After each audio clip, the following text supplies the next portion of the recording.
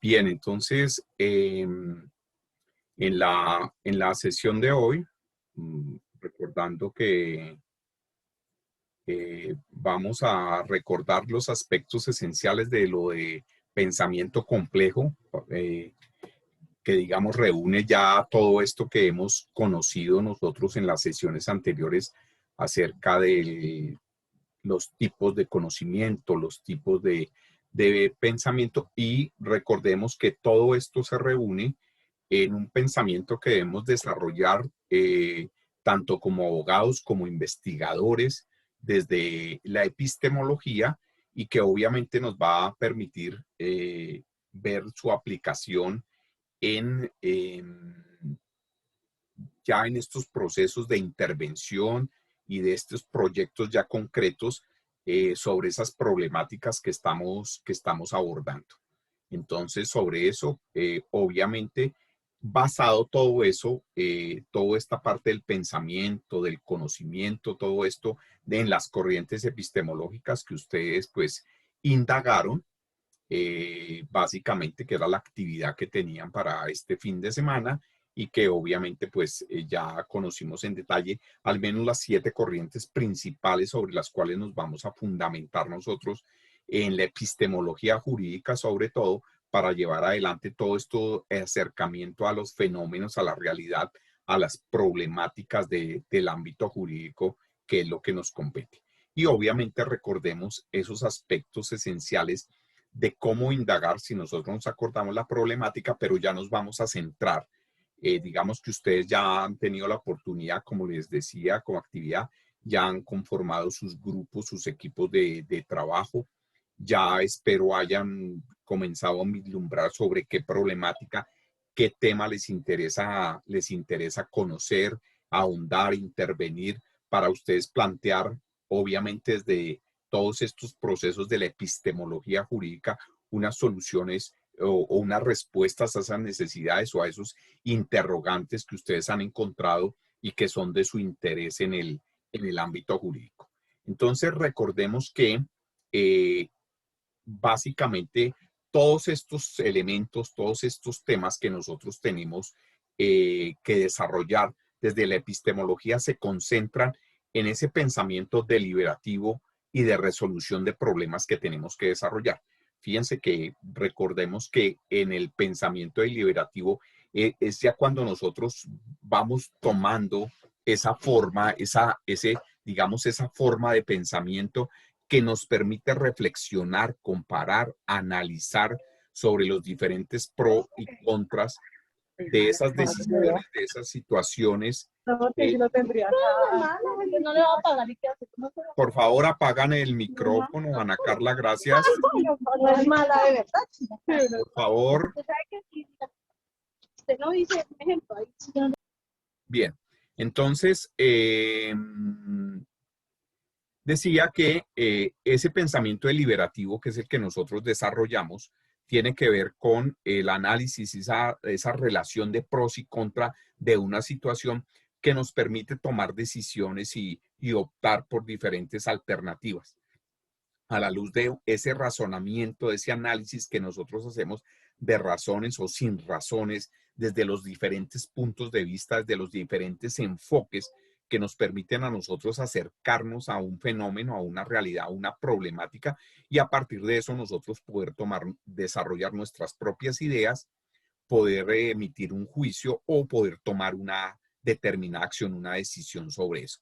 Y específicamente en lo que a nosotros nos interesa en la práctica, en nuestros proyectos de intervención, porque realmente lo que nosotros hacemos es intervenir una serie de problemáticas, bien sea en nuestros casos, bien sea en nuestros procesos, bien sea en la investigación, bien sea en el desarrollo de estos proyectos que tienen que ver con el aspecto jurídico, pues lo que buscamos es solucionar problemas. Entonces, todos esos pensamientos, todos esos tipos de pensamientos, esas formas de acercarnos a la realidad, pues que hemos conocido, pues es para que nosotros desarrollemos esa capacidad de una manera argumentada, fundamentada, efectiva, podamos encontrar una solución a esos problemas. Entonces recordemos que ahí, pues obviamente lo que nosotros desarrollamos es unas habilidades de razonamiento básico, basado en ese pensamiento empírico, experiencial que tenemos, intuitivo, que nosotros desarrollamos a través de nuestra formación profesional y esas funciones cognitivas básicas que como profesionales, como abogados, como personas, nosotros desarrollamos.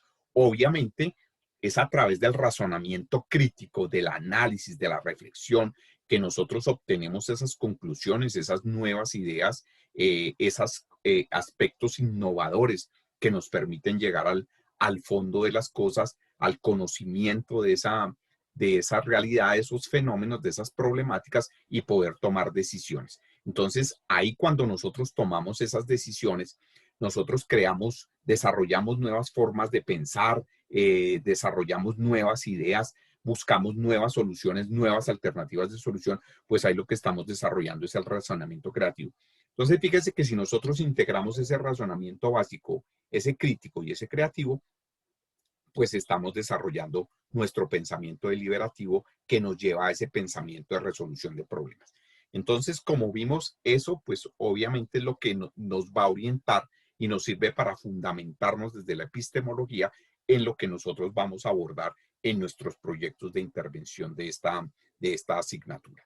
Entonces, ese pensamiento complejo, que es todos estos elementos que estamos conociendo, pues eso es lo que nos sirve a nosotros o es el pensamiento que nosotros desarrollamos para articular, para integrar, para desarrollar todos los, contextualizar, poder relacionar todos esos elementos que conforman una problemática. Entonces, esa problemática que ustedes están abordando, el tema que han elegido, digamos que tiene, como lo hemos visto, diferentes aspectos, diferentes perspectivas, diferentes enfoques, diferentes formas de analizarlo. Entonces, ese pensamiento complejo nos va a poder permitir tener una visión sobre la globalidad, la generalidad de todos estos hechos, de todos estos fenómenos, de todos estos problemas, pero a la vez nos va a permitir a través de esos diferentes enfoques ir mirando cuáles son las diferentes partes de esos elementos, cuáles son los componentes, cuáles esas diferentes características y partes, componentes, les repito, que tiene un problema o que tiene una problemática. Entonces ahí es cuando nosotros desarrollamos, fundamentados desde la epistemología, en el desarrollo de esas habilidades mentales que nos permiten a nosotros hacer esos análisis, esa reflexión, llegar a esas conclusiones, obtener nuevas ideas, buscar respuestas, buscar alternativas de solución y finalmente llegar a la solución de un problema o a la respuesta a un interrogante o a la respuesta a una necesidad que nosotros estamos interviniendo o planteando. Entonces recordemos que obviamente no es un pensamiento lineal, ya no podemos irnos por una sola línea procedimental, sino que tenemos que desarrollar varias alternativas para que el pensamiento sea múltiple, sea multidisciplinario, sea interdisciplinario. Tenemos que contemplar todos los aspectos que tiene una problemática en lo social, en lo psicológico, en lo económico, en lo político, en lo legal, etcétera, etcétera, y poder interrelacionar esos elementos, esas características, y eso es lo que hace que sea multidisciplinario e interdisciplinario, y poder nosotros analizar y reflexionar y tener en cuenta esas diferentes fuentes, de las diferentes fuentes donde está llegando la información que nosotros estamos adquiriendo, que estamos conociendo sobre esa problemática, sobre ese fenómeno, sobre ese caso, pues obviamente hace parte del pensamiento complejo y es lo que le permite, como les decía, lograr esa innovación, generar esas nuevas ideas y esas nuevas alternativas de solución y esas los posibles caminos que tenemos para solucionar un determinado problema. Y esa vaina, pues, tiene que ver, o sea, todos estos elementos, todo eso que nosotros estamos viendo, pues tiene que ver con una argumentación sólida. Y recordemos que decíamos que todos estos aspectos, pues esas nuevas ideas, esas propuestas, esas conclusiones, esos análisis que nosotros hacemos, pues tienen que estar argumentados, tienen que estar soportados. Y obviamente todo eso, esa argumentación, pues obviamente es fruto del desarrollo de todo ese pensamiento complejo que nosotros debemos tener y que como vimos, pues tiene que ver básicamente con un problema. Eso es lo que nos permite o les ha permitido a ustedes ya, digamos, pensar en una intervención.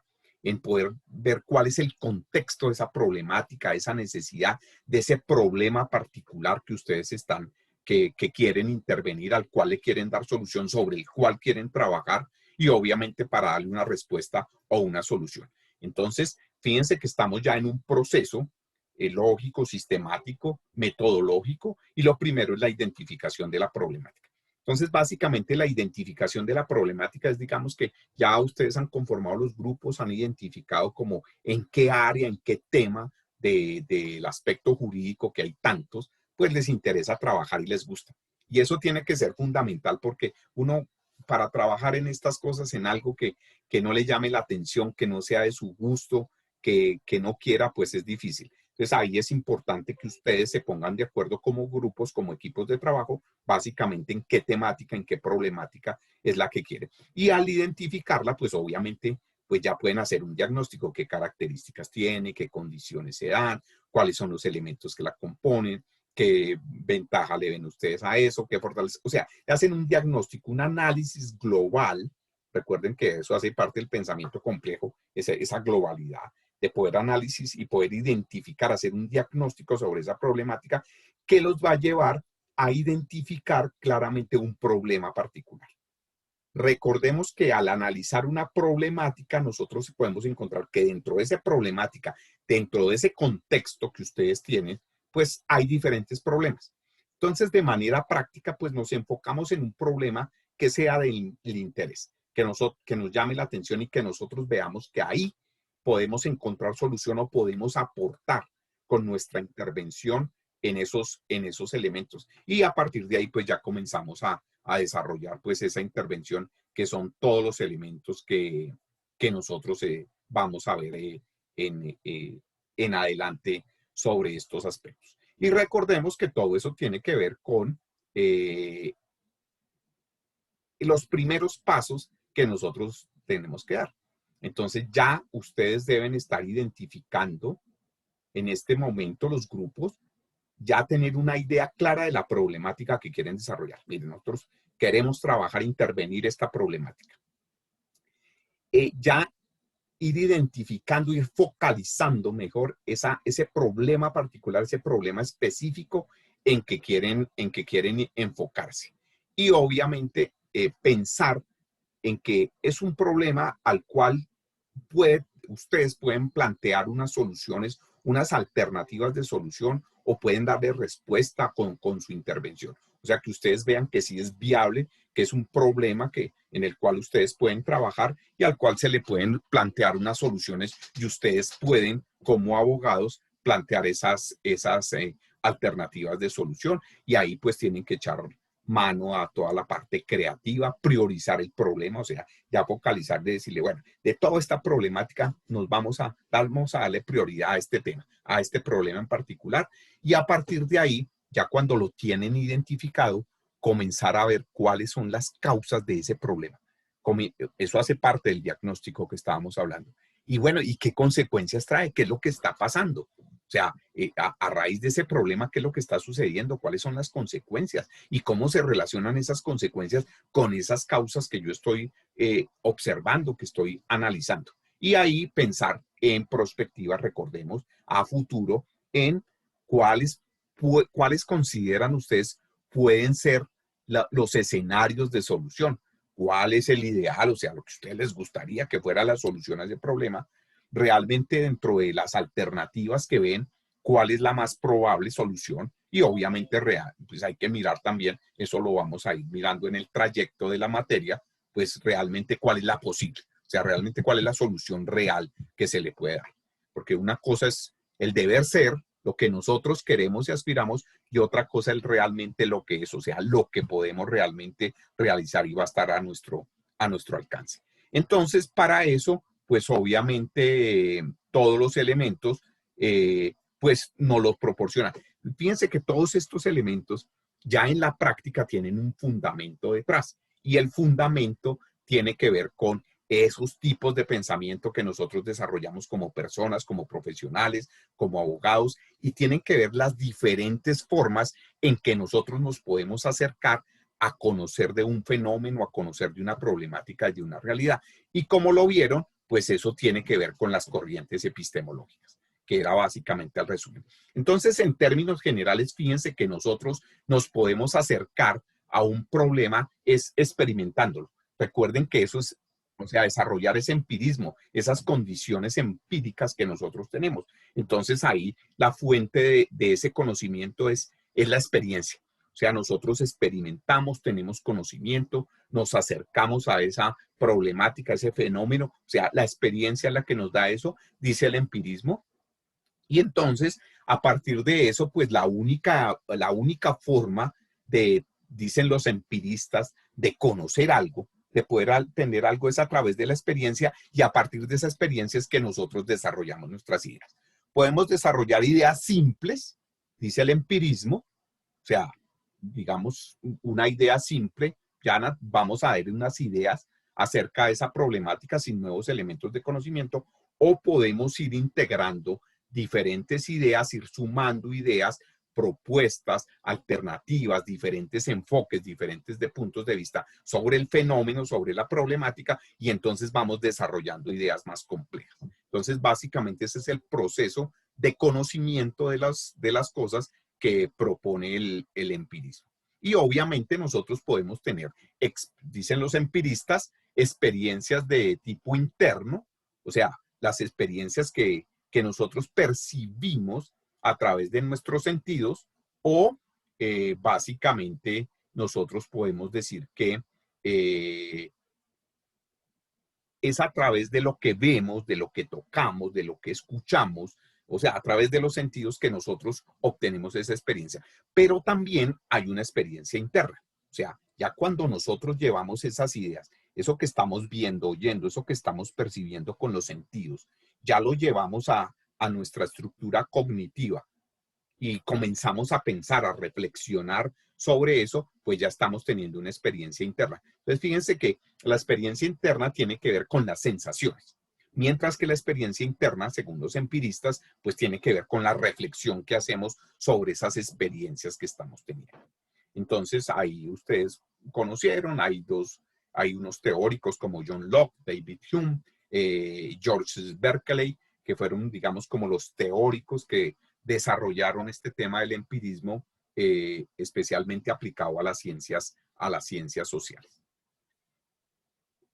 En contraposición al empirismo, pues surge el racionalismo. O sea, ya el conocimiento de las cosas, la aproximación a la realidad, a un fenómeno, a una problemática, pues ya no surge de la experiencia, sino de las ideas, el razonamiento que hacemos nosotros sobre esos elementos. Entonces ahí ya nosotros, según los racionalistas, justamente priorizamos la razón. O sea, lo que nos dice la razón. No tanto lo que nos dicen los sentidos, sino lo que nosotros estamos percibiendo.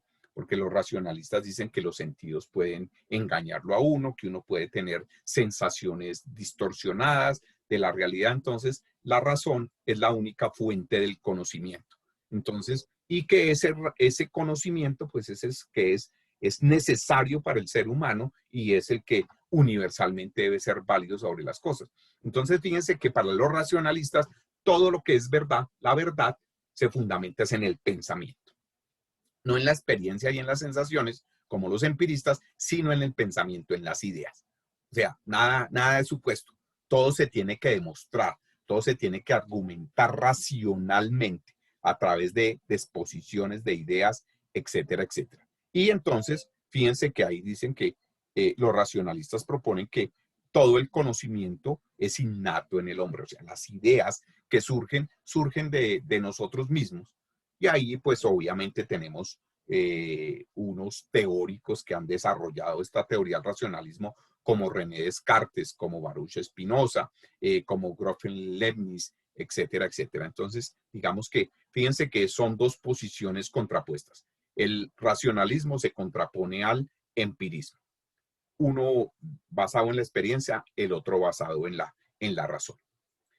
Está también, y lo vieron ustedes en su indagación, en su investigación, el realismo. O sea, ya digamos que no viene de las ideas, del conocimiento, del pensamiento, sino que realmente la fuente del conocimiento se encuentra en las cosas, en los objetos, en la realidad. O sea, por eso se llama realismo. Entonces, independientemente de lo que nuestra mente pueda concebir o de lo que nuestras sensaciones puedan percibir, realmente el conocimiento está en los objetos, no en las ideas o en las sensaciones que tenemos nosotros sobre las cosas, sino, dicen los realistas, que están en las cosas mismas. Entonces, digamos que ahí nos dicen que lo que nosotros percibimos es así. O sea, las cosas son exactamente los objetos, la realidad, la verdad, los fenómenos, las problemáticas, son tal como nosotros las percibimos. No, digamos, ahí no interfiere otra cosa, ni la razón, ni nada. Entonces, hay dos corrientes. El realismo se ha desprendido, que lo llaman el realismo ingenuo, si ustedes lo vieron en su indagación, que el realismo ingenuo no distingue entre la percepción, que la proponía el empirismo, eh, que es, digamos, algo consciente y el objeto que se está percibiendo. O sea, no hay ninguna diferencia entre lo que nosotros percibimos y el objeto, la realidad que nosotros estamos, digamos, analizando, a la cual nos estamos acercando. Es decir, entre el sujeto que somos nosotros, los que conocemos, y el objeto que, o la realidad que nosotros estamos acercando, ahí no hay ninguna distinción. Pero también está el realismo crítico. O sea, que, que permite que nosotros desarrollemos un criterio, un pensamiento crítico, reflexionemos, analicemos, nos permitamos nosotros hacer unas apreciaciones y tener una idea acerca de esa realidad, de esos objetos. Entonces, eso lo llaman el realismo crítico. Entonces, digamos que según los realistas, los fenómenos, los objetos, la realidad, pues es subjetivo, es depende como yo lo perciba, como yo lo analice, como vea los objetos, como me acerque a la realidad. Entonces de ahí viene el subjetivismo, que ustedes lo vieron, es otra corriente, pero el subjetivismo es que desde mi apreciación, desde mi punto de vista, desde la manera como yo concibo esa realidad, es que desarrollo ideas sobre esa realidad. Entonces ahí está Gustav Flaubert, está Emilia Pardo Bazán, está José Zorrilla como los principales teóricos del realismo. Y contraposición al realismo, pues está el idealismo, que es todo lo consciente, que es todo lo contrario. O sea, todos los objetos, toda la realidad estés en la mente, en la conciencia. Entonces, lo que hace nuestra mente, según los idealistas, es una representación de todos esos objetos, de toda esa realidad, a través de nuestros sentimientos, nuestras sensaciones, etcétera, etcétera. Es decir, todo está en nuestra mente, todo está en nuestra conciencia, dicen los idealistas, y ahí hay una subcorriente, digámoslo así, que es el idealismo subjetivo o psicológico. Entonces, digamos que toda la realidad está en nuestra mente, está en nuestra conciencia. O sea, que lo único real que existe es nuestra conciencia. Pero también existen unos objetos ideales. O sea, ya nosotros buscamos una representación a través de la lógica y sobre todo a través de la matemática de la realidad. Entonces ya nosotros determinamos unas medidas, determinamos unas características, determinamos que el color, determinamos que el olor, o sea, nuestro objeto en nuestra mente les vamos dando unas características. Es decir, Profe, vamos teniendo una disculpa. conciencia. ¿Sí? Buenas noches. Buenas noches. Un saludo para ti y para los compañeros. Qué pena. Profundízame un poquito más sobre qué la lógica matemática, qué tiene que ver la matemática con esta corriente. Perfecto, ya lo veo, ya lo vemos. Porque entonces, gracias por la observación o por la pregunta. Entonces, ¿de qué se trata cuando el idealismo habla de los objetos ideales? Que los objetos a través digamos, de la lógica y de la matemática y de la lógica matemática, nosotros los representamos. Entonces, fíjense que nosotros, les decía, entonces nosotros a través de la física, establecemos unas características. O sea, a través de la matemática, nosotros establecemos unas condiciones de volumen, de peso, de área, de tamaño, de longitud. Y a través de la lógica matemática, nosotros lo que hacemos es darle unas características para relacionar los objetos. Entonces nosotros utilizamos ecuaciones, nosotros utilizamos representaciones numéricas, vuelvo a decirles, representamos magnitudes, volúmenes, y entonces a través de eso damos en un ideal, por eso se llaman objetos ideales, en nuestra mente nosotros percibimos de esa manera los objetos. O sea, no simplemente como los estamos viendo, sino que también a través de la lógica, la matemática, les damos unas funciones, les damos unas características. Entonces tiene determinado tamaño, tiene determinada forma, tiene determinado volumen, tiene determinadas características físicas de dureza, de resistencia, tiene características químicas, o sea, digamos que todo hace parte de eso. Por eso es importante, hay algo que dicen los idealistas, es que es una conciencia científica, porque fíjense que agregamos a través de ciencias, de la ciencia, agregamos unas características y unas condiciones a los objetos, a la realidad. Entonces, es a través de ese conocimiento, de esos ideales, o sea, de esas ideas que tenemos sobre los objetos, que se desarrolla el conocimiento. Entonces, fíjense que ya frente al realismo, que es lo que está en la realidad, si nosotros desde el idealismo le damos toda una serie de características a través de esa conciencia científica, pues obviamente vamos a desarrollar y vamos a tener un conocimiento mucho más amplio, mucho más profundo y distinto a los objetos de la realidad. Entonces es básicamente lo que, no sé si he sido claro, si ha quedado claro la explicación. Si queda resuelta la inquietud. Sí, profe, sí me quedó claro. Pero pues este es como dice usted, es como algo, digo, subjetivo, porque pues cuando yo compro algo, pues como usted dice que hay que traerlo como a la realidad para yo tener como un enfoque de lo real de esta Claro, corriente. Pues yo casi no me enfoco en ese volumen, ni en el peso, ni esas cuestiones, la verdad. Pues yo particularmente, o sea. pero fíjate, Paula, en una cosa, puede que no sea consciente, pero si lo haces inconscientemente. Fíjate que tú hablas de compras, pero si tú hablas de compras, tú finalmente un proceso de idealización, digamos que tú compras una blusa, entonces, ¿por qué escoges el color? Porque tú haces una idealización de ese objeto muy subjetivamente, ¿cierto? Como lo dices, pero lo haces de qué color te queda mejor, si el azul, el rojo, el amarillo, etcétera, etcétera. Entonces, fíjate que a ese objeto le estás dando, a ese objeto le estás dando unas características de ideal, o sea, desde tu, tu subjetivismo, valga la pena decirlo, entonces le estás dando y a través de eso es que conoces, comienzas a mirar el material. Entonces tú escoges frente a si es una de seda, si es de otro material, si es de algodón, etcétera, etcétera. O sea, fíjate que esa conciencia científica está inmersa en esos objetos ideales. Y eso es lo que realmente se llama idealismo. O sea, que tú en tu mente idealizas cuáles son las características de ese objeto, de esa realidad, que más se acomodan a tu estructura cognitiva, a tu manera de pensar. Más o menos es, digamos, el planteamiento que tienen los idealistas.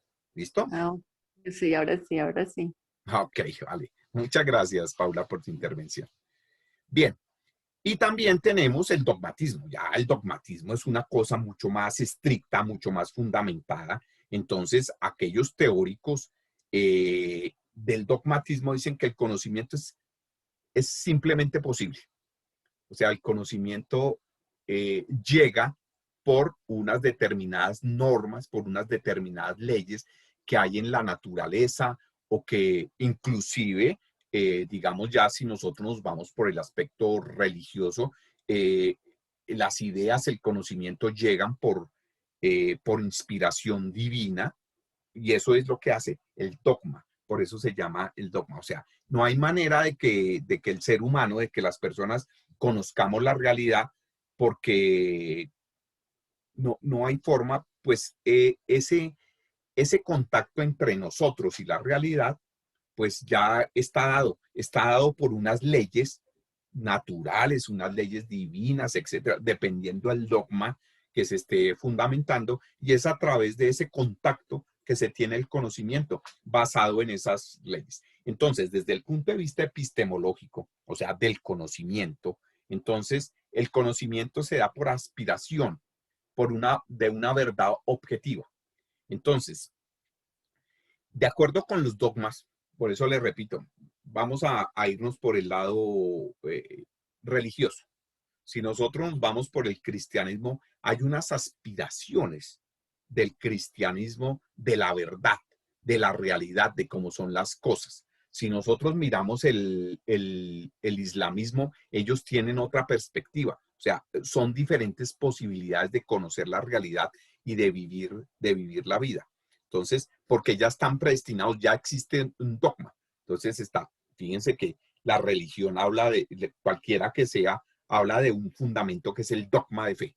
O sea, las cosas están dadas, las cosas ya están establecidas y ese contacto que tenemos nosotros con esa realidad es lo que nos da el conocimiento. Eso es básicamente lo que dice el dogma, el dogma. Entonces, toda la realidad, todos los objetos que hay en la realidad, pues son absolutos. O sea, ahí no hay intervención de modificación del pensamiento ni de ideas. O sea, la realidad es esta y punto. Entonces, hay esos elementos que tiene el dogma. Fíjense que el dogma de fe es eso. O sea, el mundo fue creado por Dios, existe el pecado, existe el mal, existe el bien. O sea, ya hay unas leyes establecidas. Y nosotros llegamos al conocimiento de las cosas relacionándonos, teniendo contacto con esa naturaleza, pero ese conocimiento ya es absoluto. Entonces, de esa manera también los valores, fíjense que son elementos del dogma. Los dogmas básicamente están fundamentados en principios, en valores, pues simplemente existen, son de manera pura y simplemente hay que conocerlos y hay que desarrollarlos para acercarnos a la realidad y vivir, digamos, dentro de esos principios. Obviamente el dogmatismo pues tiene unos fundamentos, como ustedes lo debieron ver en sus indagaciones, en la antigua Grecia. Entonces fíjense que todos los famosos, varios de los famosos filósofos griegos fueron los que plantearon el dogma. Pero pues nosotros seguimos, si nosotros vemos muchos aspectos de la realidad cotidiana en nuestras sociedades, siguen dogmas de diferentes. Dogmas políticos, dogmas económicos, dogmas sociales, etcétera, etcétera, que son unas reglas ya preestablecidas de lo que es la realidad. Y obviamente si nosotros nos acercamos a la realidad desde un concepto dogmático, pues obviamente nuestro conocimiento estará sujeto a esas normas y a esas leyes que tiene. Pues ahí está Tales de Mileto, Anaximandro, Anaximenes, Pitágoras. Fíjense que todos son los famosos presocráticos o los famosos filósofos atenienses. Entonces ahí los tenemos. Y fíjense que en contraposición al dogmatismo está el escepticismo. Ya el escepticismo, si no, ya el escepticismo tiene que ver, y es una palabra que nosotros coloquialmente utilizamos, ser escépticos. Ser escépticos es que, pues, ojo, esa realidad, esos aspectos que nosotros estamos conociendo de un fenómeno, pues, digamos que nosotros los analizamos y eso, a ver de dónde vienen, antes de nosotros emitir un juicio, decir esto o lo otro, nosotros analizamos, conocemos, miramos bien, digamos que el objeto no lo es todo, hay que analizar diferentes aspectos, diferentes elementos para nosotros dudar, básicamente, porque obviamente los escépticos, el principio del escéptico es que no existen verdades absolutas ni definitivas. Todo es relativo, todo depende del enfoque, todo depende del contexto en que se estén dando las situaciones, los fenómenos, la realidad.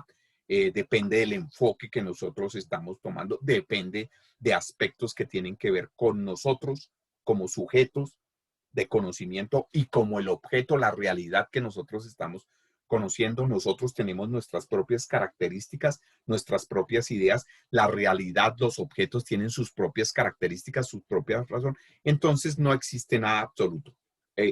todo es relativo. Es decir, por eso los escépticos dicen que las verdades son provisionales. O sea, no hay nada totalmente probado hasta que realmente toda esa reflexión, ese análisis quede sustentado todas esas dudas.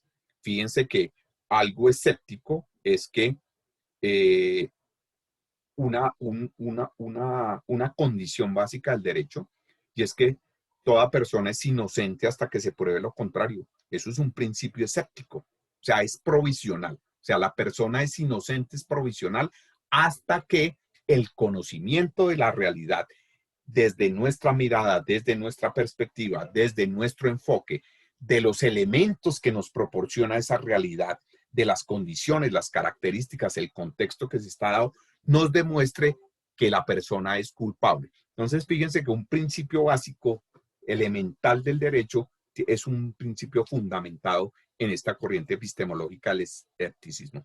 Y ahí tenemos también a griegos, filósofos griegos de la antigüedad como Pirrón, ya en la Edad Media Pedro Baillet, que son, digamos que, quienes plantearon todos estos principios de las corrientes epistemológicas.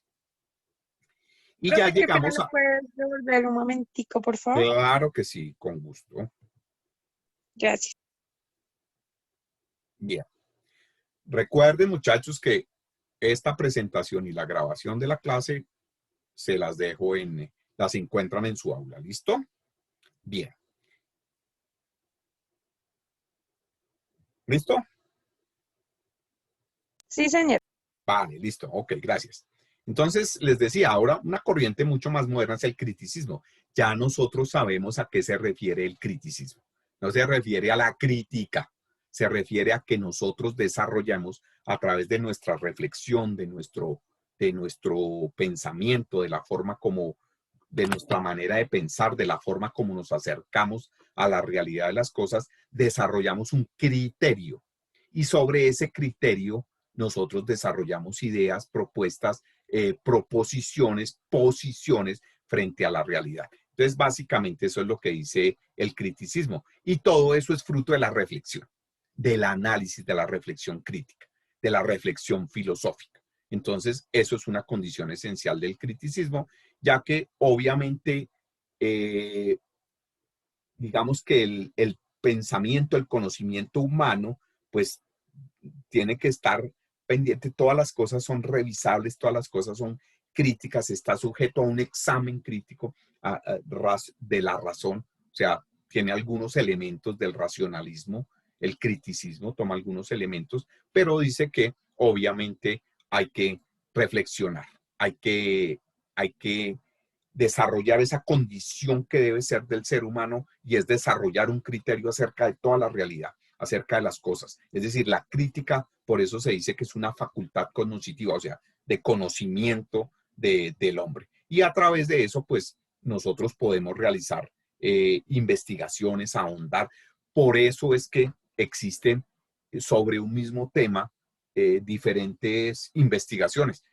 La problemática que ustedes, digamos que hablando concretamente del proyecto que vamos a desarrollar en esta clase, puede que varios, 2 o 3 grupos se enfoquen en la misma problemática, pero vamos a ver que su forma de reflexionarla, de analizarla, de abordar esa realidad, esa problemática, es distinta. Es decir, su análisis crítico, su reflexión filosófica, su criticismo va a ir, los va a llevar a diferentes enfoques y a diferentes posiciones. Entonces, eso digamos que hay el criticismo, por eso se dice que es, digamos, como el justo medio, como decía Aristóteles, entre el dogmatismo, o sea, algo establecido, prefijo, y el escepticismo, o sea, que todo hay que analizarlo, hay que dudar, o sea, no hay verdades absolutas. Entonces, digamos que el criticismo llegó para que a través de esa reflexión, de ese análisis, nosotros podamos acercarnos a la realidad de las cosas.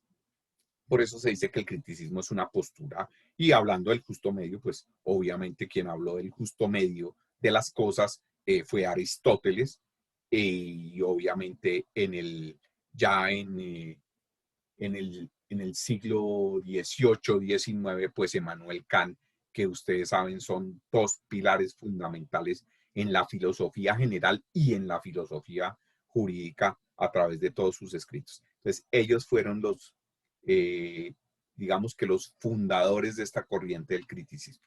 Entonces, digamos que eso en términos generales son esos aspectos, digamos que se en resumen de dónde vienen estas posiciones y de dónde surgen estos elementos. Así que entonces nosotros vamos a acercarnos, vamos a ver esos elementos y ya vamos a empezar a trabajar en nuestra próxima sesión ya especificando, puntualizando el problema. Entonces, ya espero que los grupos ya hayan discutido, analizado qué problemática, ya han dado contexto, o sea, estos primeros pasos que les dije y ya vamos funcionando y vamos ya viendo la aplicación de todos estos fundamentos teóricos ya en la práctica sobre problemáticas y situaciones que tienen que ver con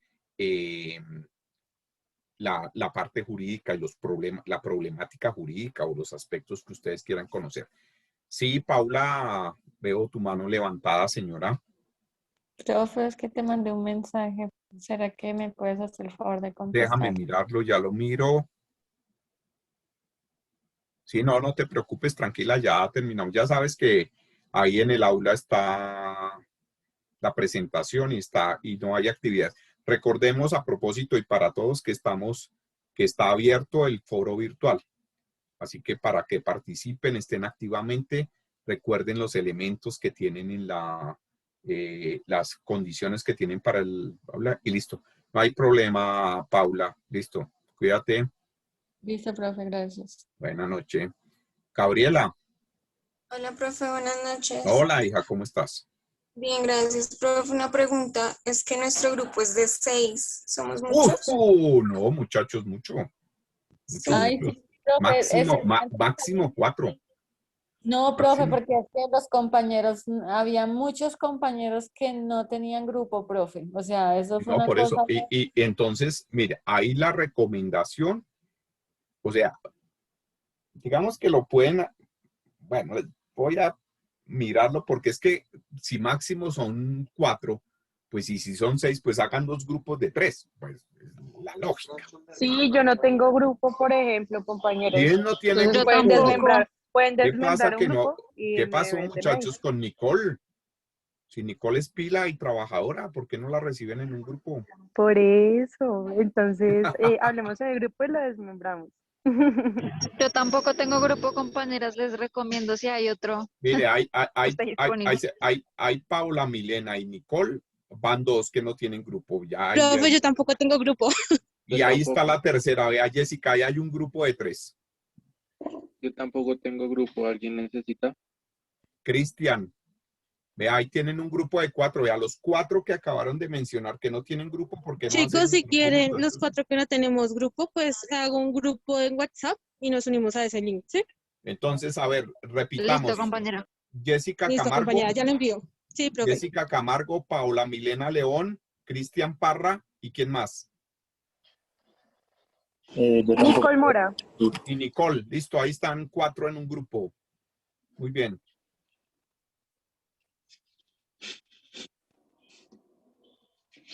Listo, muchachos, y avancen porque tienen que ponerse de acuerdo en la problemática, en el tema que quieren trabajar, analizarlo, ver sus características. Recuerden los pasos porque ya la próxima semana comenzamos a ver ya sobre ese proyecto que ustedes tienen. Ustedes van mirando cómo funciona. ¿Listo? Sí, señor, muchas gracias. Vale. Sí, señor, Listo, gracias, muchachos. profe. ¿Alguien más? Ya el resto están con grupos, muchachos. Profe, Listo, profe. Acabo de enviar el link del grupo. Listo, Ahí ya vale. está. Ok, Para... Jessica. Listo, muchachos. Entonces, Nicole, Paula, Cristian, ahí está ya el... Nicole mandó al chat, perdón, Jessica mandó al chat ya el grupo. ¿Listo? Bueno, muchachos. ¿Algo más? Ah, ¿quién me estaba hablando de un grupo de 6? ¿Quién fue? ¿Quién fue? A ver, quiero verlo. ¿Qué pasó? ¿Se fue? ¿Quién me estaba hablando del grupo de 6 integrantes? No, profe, Gabriela. Gabriela, bueno, Gabriela, voy a aceptarles el grupo de 6, pero tienen que presentar un súper trabajo. ¿Listo? ¿Se le miden? Sí, profe, no hay problema. O pues, Bueno, vale. no Vale, hay problema. muchachos. Entonces, listo, muchachos. Una cosa. Por favor, al correo carlos.latorre@ugc.edu.co, por favor, me envían cómo quedaron conformados los grupos. ¿Listo? Para yo hacer la relación. ¿De acuerdo? Entonces, por favor, me van enviando al correo los integrantes de cada grupo para irles dando número. Luego revisamos qué proyecto van a trabajar y listo. Y comenzamos a trabajar, ¿vale? Listo, Bueno, profe, profe, señor. gracias. Vale. ¿Alguna otra pregunta, inquietud, muchachos?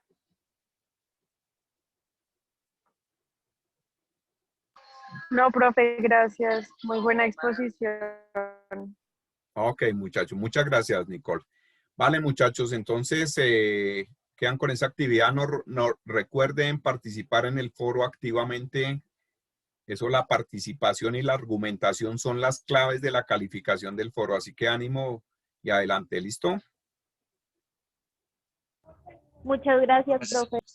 Vale, muchachos. Entonces nos vemos dentro de 8 días. Gracias, profe. Buena noche. Cuídense mucho. Hasta luego, profe, buenas noches. Chao, muchachos. Suerte.